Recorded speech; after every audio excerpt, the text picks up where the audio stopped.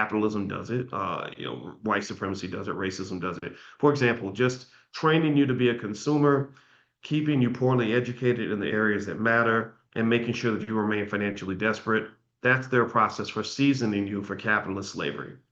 They season you for slavery, just like Willie Lynch, by making sure that you never learn financial literacy at a high enough level to compete with the wealthy people and bankers, that you never learn how to start your own business so that you'll just look for a job instead of creating one, that you'll never have financial security so that you'll always have to come back to work. If you don't believe me, look at the pandemic.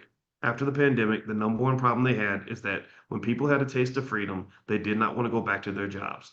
Give me a yes if you noticed that. How many of y'all saw people that during the pandemic said, I thought about my life and I realized that this wasn't really what I wanted to be for the rest of my life. And I had this revelation and this epiphany. And I'm listening, I'm just smiling when people would tell me, I've heard this story 10,000 times, right, from different people. And I smile when people say that because I'm like, yeah, because what happened was you were forced to sit by yourself. You weren't so caught up in the rat race that you forgot to have consciousness. Your consciousness elevated.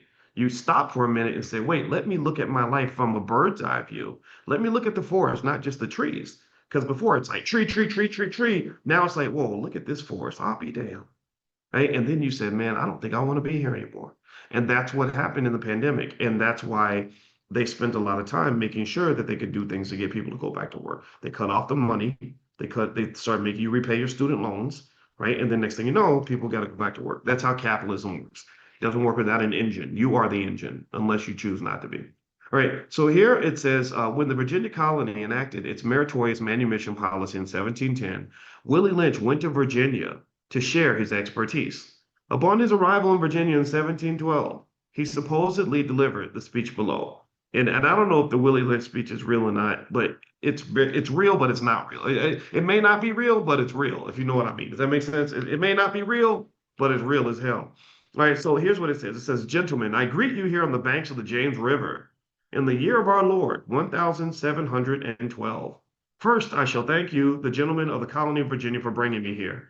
I am here to help you solve some of your problems with the slaves. Your invitation reached me on my modest plantation in the West Indies, where I have experimented with some of the newest and still the oldest methods for the control of slaves. Ancient Rome would envy us if my program is implemented.